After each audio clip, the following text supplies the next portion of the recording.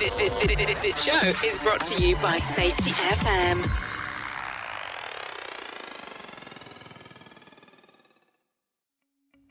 Welcome to Unapologetically Bold, I'm Not Sorry For. If you are a person that is tired of apologizing for being you, the human part of you that sometimes feels like it has to be different at home versus work versus play, the human side that just wants to be hot, humble, open, and transparent about your wants, desires, and uniqueness. If you answered yes, this is for you. Join me, Emily Elrod, as I dive into conversations with amazing guests about what they are not sorry for in creative and loving ways. Let's get started. Welcome, everybody, to another Unapologetically Bold, I'm Not Sorry For. And if you only knew how excited I am to have my now good friend, Andy, on. Thank you so much for joining me today, Andy. Absolutely. This is beyond a pleasure and a privilege to be able to speak with you, and particularly considering the guests that you've had on this show. I'm very humble. Well, thank you so much. Andy, the more I get to know you, the more we absolutely nerd out on things. And we may not go that nerdy today, but I love your heart and how much you care for learning about how people are designed. And that's what a lot of this Unapologetically Bold is about, is that we're a human at home versus work versus play. We're human everywhere. And how can we be at our top performance and be at our best selves throughout this time? So for people that do not know who you are, can you just introduce yourself a little bit? Just tell them a little bit about you. Yeah, I'll keep this short and simple. So I'm a mental conditioning coach. I'm a mental performance coordinator with the Pittsburg Pirates.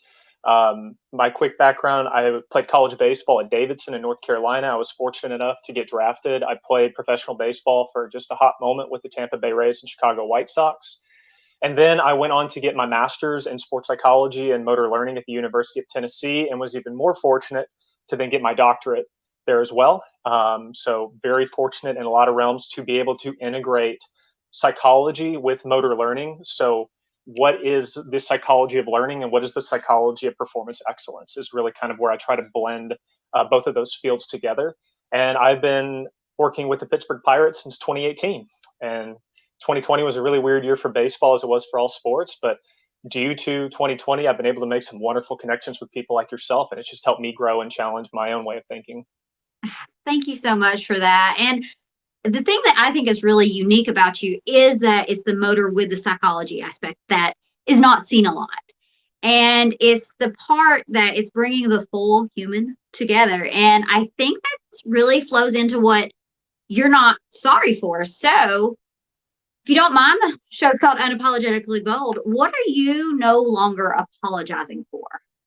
I'm no longer apologizing for allowing, and talking about baseball here in athletics, allowing coaches to hear the player out, to provide choice and autonomy to the player, and letting the coach know that that's okay, that it's okay for the player to have a voice, to have autonomy, and for the coach to facilitate that autonomy.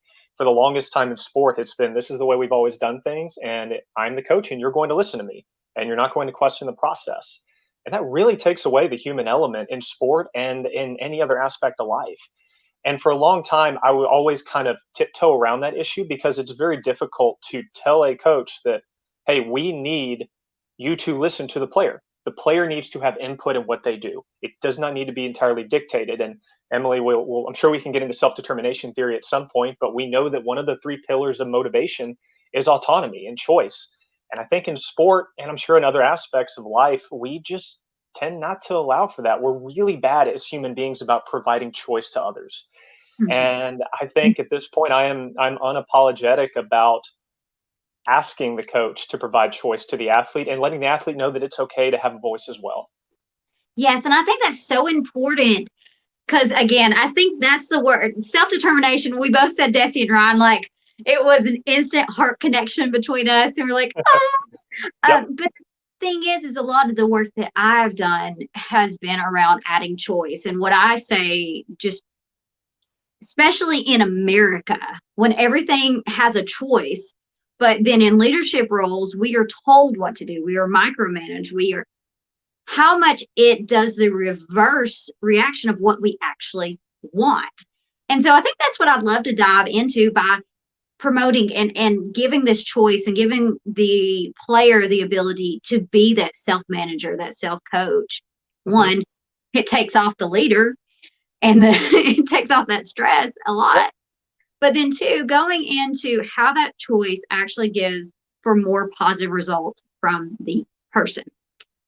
Yeah, and that's the thing with choice. And like you said, in America, there's always been this top-down hierarchy in whatever aspect it is, whether it's sport, in the corporate world, in an educational system.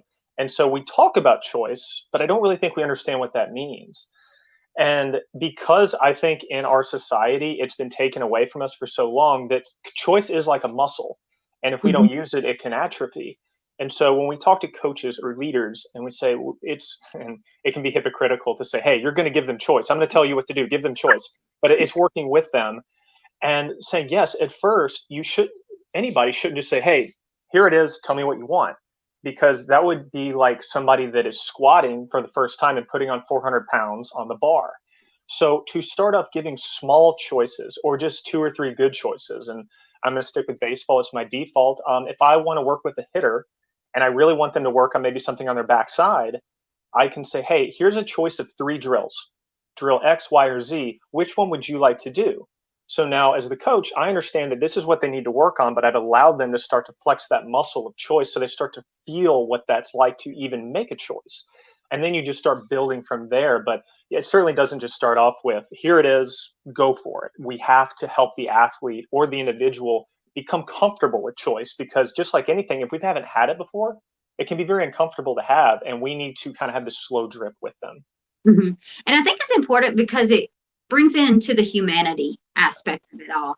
Is we both have cows or deal with cows, and what I say is a lot of times that we do things where we just like put them through the chute, we prod and poke them, and then we send them through, and we expect that result. But they're humans. Yes. Like, you can't put them through these different trainings and expect them a certain outcome. You can, without some resentment, if you do not give choice. So I'd love to flow on that aspect of it on individuals and seeing them as humans, because we are so unique that we're the only creatures on this planet that can be creative, innovative, and do and create amazing things together. Yeah. Yeah, you're absolutely right. And I think we do just tend to think, sometimes we think of human beings in our system, in our tutelage, as products.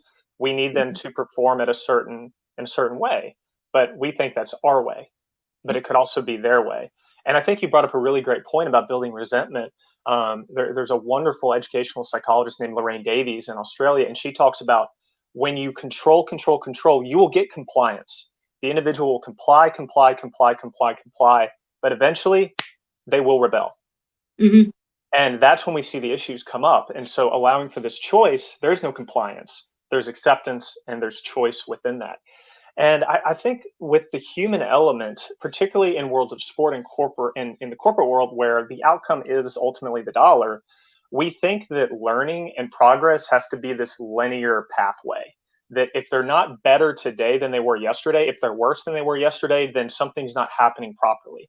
Well, no, that's humanity. Humanity is messy. Growth is messy. Choice is messy. And so I think when we start to understand, we use like linear pedagogy, linear learning, that works great for machines. It doesn't work well for humans. Non-linear pedagogy is how we learn. We take 1 step forward, 3 steps to the right, 4 steps back. And when we grant choice, that non-linearity starts to become more accepting. We're okay with it versus when we try to control it, we want that linear progression, and we're just never going to see that because as human beings, that's not how we learn. That's not how we function. And it's so important too, again, on that aspect of that learning and the non-linear learning is what works for one person doesn't work for another. And it's this, what I found, and I think it's by default, you can give them choices, but they still want a rule book. They still want a checkbox. They still want a list. And what I tell them is you have to learn what works for you, when and where. Because for me, like, I talk a lot with, we have a mutual friend, Rucker, and talk talking in on some of the stuff with him, it's breathing. Breathing will work in some areas, but it may not work with some others. It's what to do, when, and where. But having the individual understand and learn about themselves. So to take that to another level, how important is this if you want people to be promoted to like a head coach, or just them taking that self-management model? Mhm. How important it is for them to have self-awareness? I think it's everything. I know a lot of the literature out there and the research is showing that it's not necessarily IQ that's the predictor for success. It's EQ. It's your emotional intelligence. So it's self-awareness. So I believe that as we start to become more accustomed to this way of thinking, of looking at people, and when I talk about the constraints model of person, task, setting, I think we get really caught up in the task and the setting. What are they supposed to do and where are they doing it? And we forget the person, the organism as part of that. And so when you talk about promoting somebody to a head coach, I think we're going to see a new generation of coaches and leaders that are very emotionally aware, and they're intelligent enough to understand that, you know what, it's okay if I'm vulnerable, and those make the best kind of leaders. And if I'm vulnerable, it means I'm giving choice because I don't have to have all the answers. Am I getting at your question at all about if somebody were to be promoted to head coach, like as a player, it's anybody wants to be a leader, we need to be okay of accepting a vulnerability, of being wrong. And being a leader does not mean you have all the answers. Very often, that's never the case. A good question is so much better than a smart answer. I love that. And I think it's so important too when it comes to just dynamics. And I'm thinking of my team, my personal team. I don't want to be the head coach on everything. Right. I'm not a genius in everything. It's exhausting. It is so exhausting. And the thing is the times whenever I have brought people together, and I was talking earlier with a group of people, how my goal is to break down the silos of people that deal with humans. So like HR, safety, wellness, anybody that comes in those performance, process improvement, all those things, because everybody has their sphere of genius or their zone of genius. But it seems like we have to silo ourselves.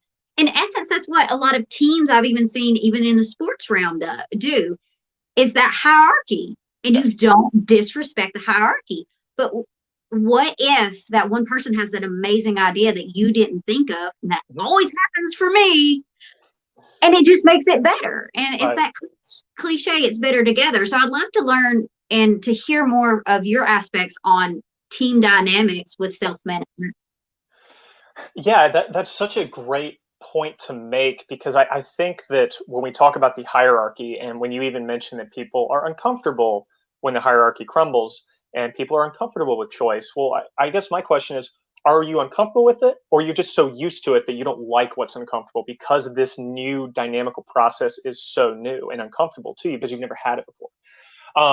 So I think what you're describing as well with this idea of this integration, and I've become fascinated with dynamical systems, which came from physics, now in motor learning. But just when you think about how processes evolve, um, there isn't these one schema. There's not one schema here, one schema here. It's a constant evolving and adaptive process. And I think like what you just described, where you have somebody that brings in a new idea, you really help your company, your team stay out of cognitive entrenchment. This idea of I'm going to be really good, I'm going to know one thing a mile deep. Well, that's fine. That's great to have that expertise. But when you allow these new ideas to come in, and we know about the perils of groupthink, obviously, but I think the bigger deal is when you bring in people from different philosophies and different backgrounds, that cognitive diversity, experiential diversity, demographic diversity.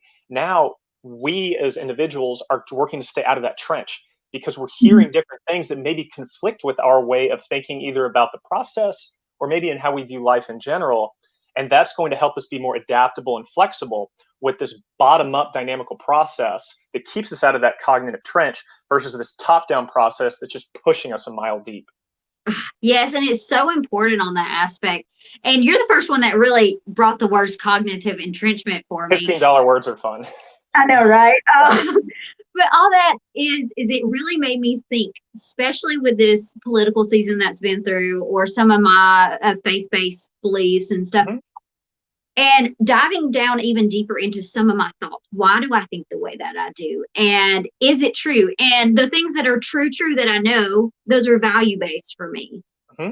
And coming in, and what I've found is surrounding myself not with exactly like-minded, but value, like-hearted people. I And love that phrase.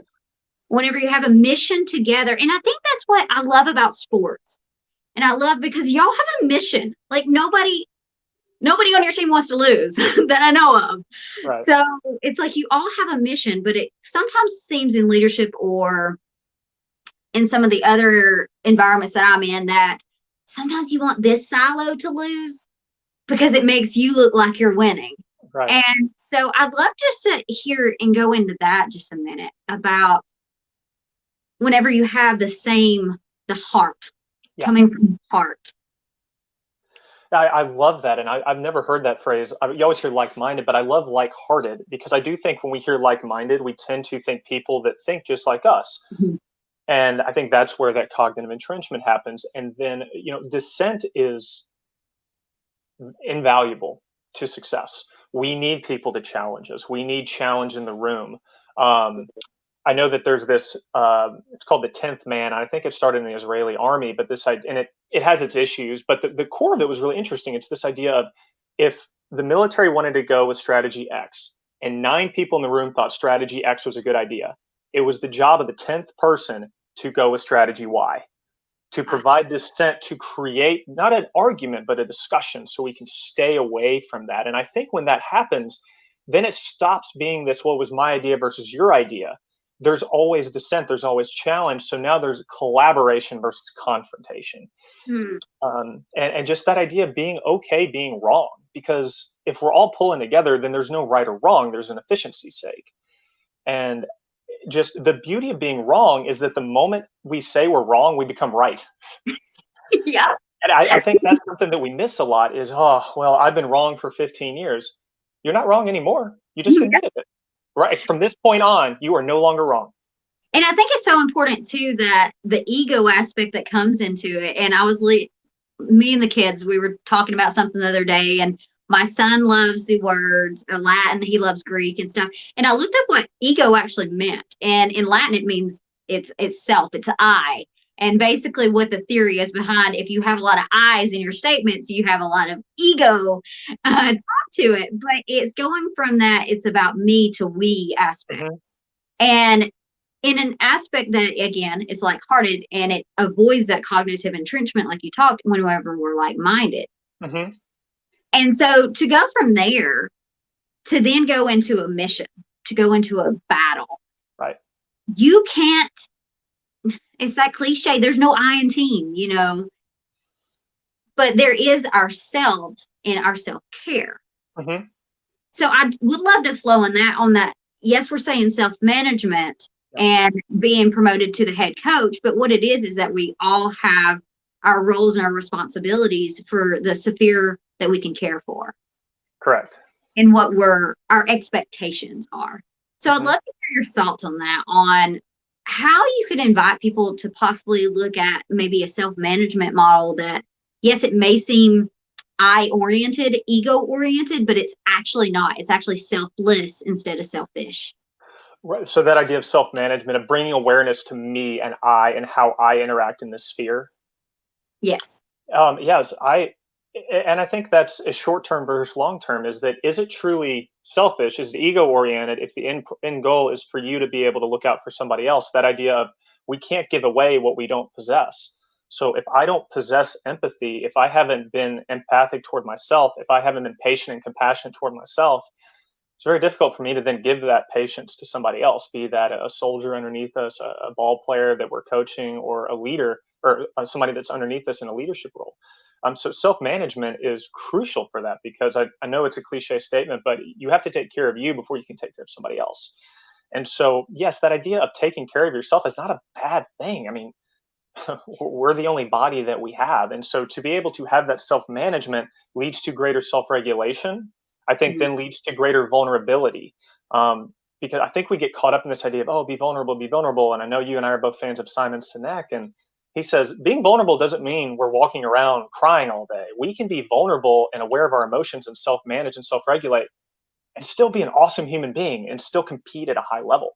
So I think it's that idea of they're not mutually exclusive ideas. Self-management, self-care, self-compassion, self-regulation is not mutually exclusive from being a great leader and being an absolute dominant competitor.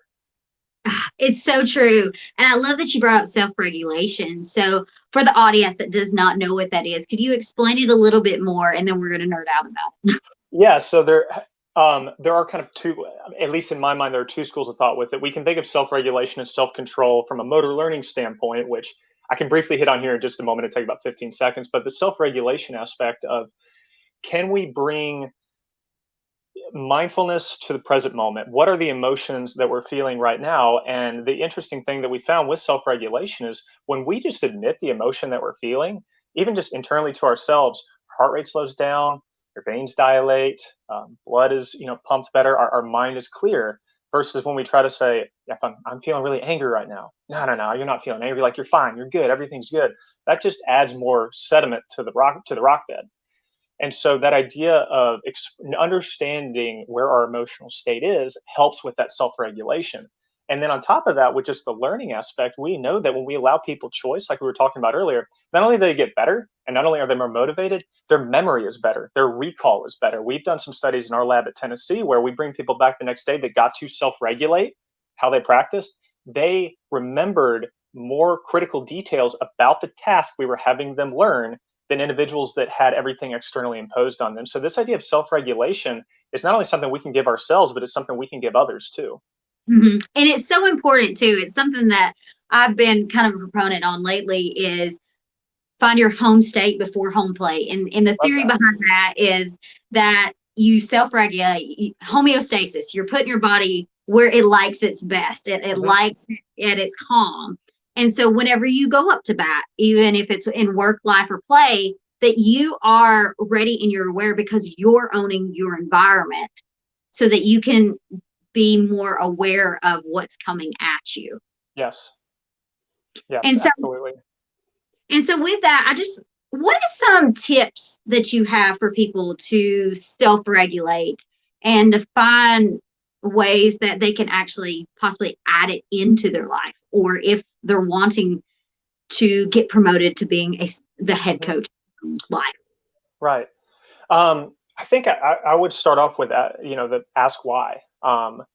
Why do you in the general you want to self-regulate, and what is the ultimate outcome of this self-regulation? I don't think there's anything wrong with self-regulation for the sense of self-regulation, but our focus follows our goals, not the other way around. Our goals don't follow our focus. So if I have a desire to self-regulate because I want to be a better partner, I want to be a better, sister, brother, teammate, I want to be a better coach, then that provides that goal where now the focus of the self-regulation can go there. So asking, why do we even want to self-regulate in the first place? And I think the second thing is recognizing that it is difficult. It is very hard to self-regulate. So calling out the elephant in the room, saying that just like the nonlinear pedagogy, I'm making the choice to self-regulate on Tuesday.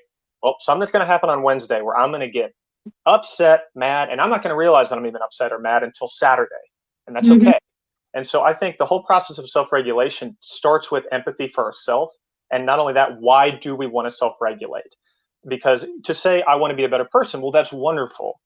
But the more specific that goal can be, why do I want to be a better person? Well, for my children, well, for my partner, well, for my teammates, and continue to peel back that onion layer. And Emily, I love the phrase you use about have the smallest onion possible to peel back the layer. Yeah. So continue to ask why, and empathy for the non-linear process of learning that we as humans all have.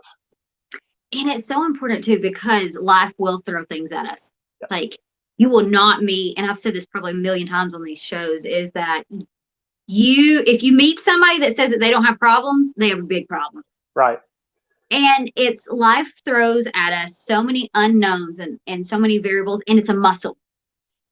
It is, whenever we work on this self-regulation, it actually starts, and some of the science behind it, but we get quicker and quicker and quicker at recall to know, hey, I actually was owned on Monday instead of 4 or 5 day window. Now it's okay, a 2 day window, it's a day window. And you can get it quicker because you can start understanding in your body where things happen, or you might be understanding in your mind where that thought starts that leads to thoughts, lead your feeling, actions, behavior, and the process that goes with it. So it's Absolutely. very. Yeah, it is. And that idea of, the more that we self-regulate, that's a form of choice. And when we take choice with the brain behind it, just real quick, the reward processing center in our brain, the striatum, when we make a choice, whether that's something somebody else gives us or a choice we make, now depending on how you perceive that choice, but dopamine gets released by the striatum, which feels awesome because it's a reward processing center. So yeah, there's just so much good that comes with choice and self-regulation, whether giving it to ourselves or giving it to others. And also, I talked with somebody earlier today, and we were speaking about how reward and feeling affirmed in your work is actually what people want the most. That's the biggest benefit that they want. They want to feel appreciated, and that does come from those dopamine releases. And I call it the cheerleader of the body. It's our rah rah yays, along with our oxytocin, the loving grandmother. That is that connection, that bonding that comes with it. These things are important. And what I love too is that a lot of people have made this, in my opinion, a lot of people have made this stuff fluffy. I love that you give the science that goes behind it too, that makes it more hardcore and more real, that people can understand that this is how we are designed. It's not people been saying these cliche things for years and not addressing how things can suck. That might be another part of it. But all that to say is that there is science behind it. We're seeing more about the importance of bringing humanity to the forefront. And so I am so grateful for you, Andy. And I have a last question. It's a two-part last question. First one is, people are apologizing for promoting the athlete or the person that wants to be a leader to that head coach, or promoting them up for that self-management side. What would you tell them? If they were apologizing for promoting somebody to a leadership position. I guess my first question would be, are you apologizing to yourself, or are you apologizing to the person you're promoting? And what is making you say, I'm sorry? I'm sorry? Are you apologetic because you feel like your promotion of this person will not be met properly? Or do you feel like this is something that you're doubting within yourself? And I think if it's the former, if it's something that you feel that it may not go over well, then that may be something that we need to start to work through that vulnerability. If it's the latter, then that's something that maybe we need to internalize. Okay, what is giving us this doubt? But there is nothing wrong with ever promoting somebody else when you feel it in your gut that it's right, that heuristic of, I know this is right. This athlete needs to either be playing more or needs to be promoted to a leadership position. This employee has the capability to do this. And you know what? We need to give them the chance because they've earned that opportunity to have that choice. And that's so important, because if you don't, you forego their learning experience. Right. If we're afraid that they're going to crash when we put them in there, well, they're going to stumble. Of course they are. Of course they are. That goes back to the nonlinear learning. If we feel they aren't ready because they don't have enough experience, well, then when are they going to get the experience? Amen to that one. I love it so much. And so I guess my last part is, anybody wants to find you or contact you, how can they reach out? Yeah, for a lot of some pros and cons to being a millennial with no social media. So sorry about that. But I'm always around my email, and I love talking coaching. And when I say coaching is not just relegated to sport. So I will finish with this and then I'll provide my email address. But a coach, a stage coach, was meant to take the person where they wanted to go. That's where the coaching word comes from. And so it's not just sport. It's, where does this person want to go? And not, where do I think they need to go? How can I get them where they want to go? If I hopped in a stagecoach in 1825 and said, take me 2 miles down the road, and you took me in the opposite direction, well, you're a really bad stagecoach driver. It's about where they want to go. So coaching and anything with leadership is what gets me up in the day. But Andy.bass@pirates.com. That's ANDY.BASS@pirates.com. Like I said, always down to have conversations about this, and I'm always happy to have challenging conversations. If maybe there was something that I had brought up in this podcast that one of your listeners necessarily disagrees with, would love to have that conversation. That's how I get better. And he's not lying. Like, this is really how Andy is, and I love it. We nerd out about things. Like I said, if you need somebody that just gets your nerdy heart happy, Andy is an amazing person, and I am so grateful for you. Thank you for coming on today and just being you, being awesome. And for all the listeners that tuned in, we appreciate you. Have an amazing and blessed day.